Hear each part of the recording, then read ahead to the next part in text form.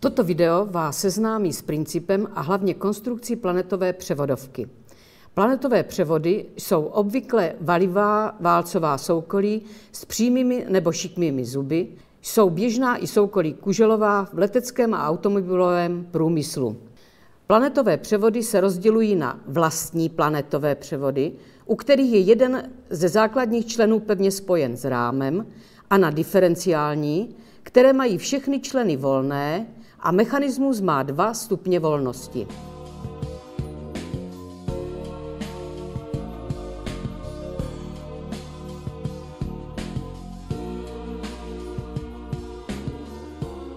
Planetové převodovky se skládají v podstatě ze 3 konstrukčních prvků: centrálního kola, 3 nebo více satelitů a korunového kola. V typické planetové převodovce přenáší centrální kolo pohyb na satelity a ty se pak odvalují ve statickém korunovém kole, vykonávají rotační pohyb kolem své osy a kolem osy převodovky. Satelity jsou namontovány na unašeči, který pak otáčky přenáší na výstupních hřídel.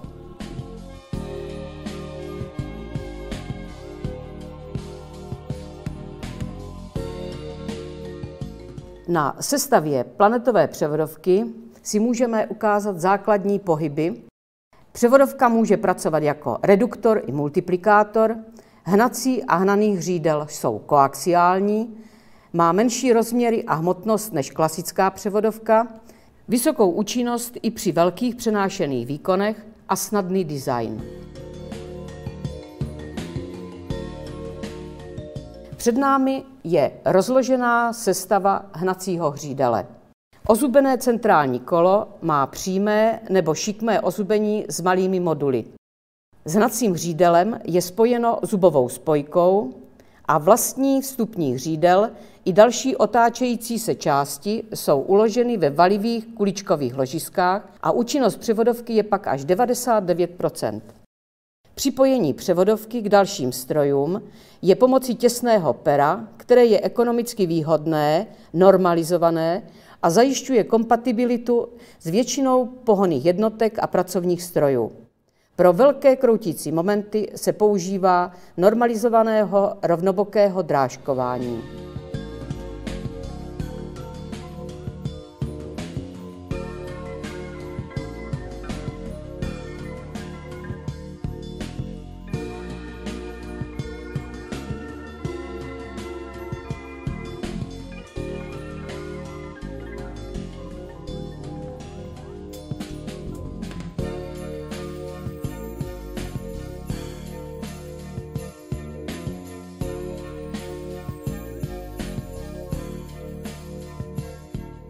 Na rozložené sestavě celé převodovky si ukážeme konstrukci. Je složitější, má vyšší požadavky na montáž a výrobu a tím také vyšší výrobní náklady.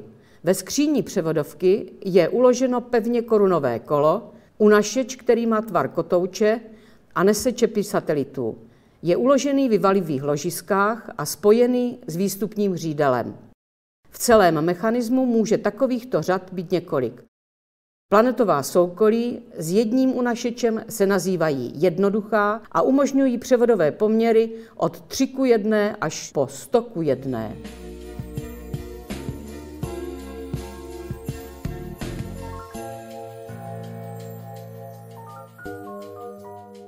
Před námi je rozložená sestava uložení satelitů. Satelity jsou jednoduché nebo dvojité, s koly s malými moduly ozubení.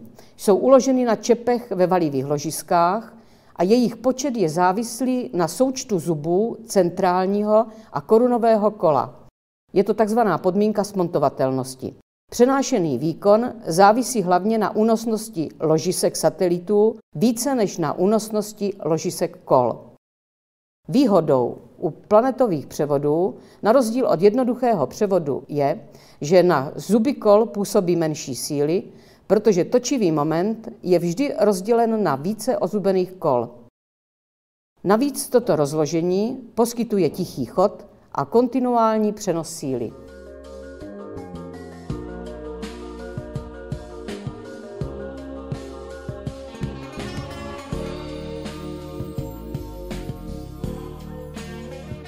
Skříň převodovky je odlitek, tvar je většinou válcový, pro svoje kompaktní provedení a vnější tvar se převodovky využívají do bubnu navijáku nebo pohonu dopravníků. Korunové kolo je ve skříni pevně uchyceno kolíky, pak tato převodovka pracuje jako reduktor. Jako reduktory jsou tyto převodovky využívány v hydraulických strojích, nakládacích a vykládacích zařízení, v pohonech vrtulníků, průmyslových robotů anebo pohonných jednotek obráběcích strojů. Je-li pohon odvozen od unašeče, pak převodovka pracuje jako multiplikátor.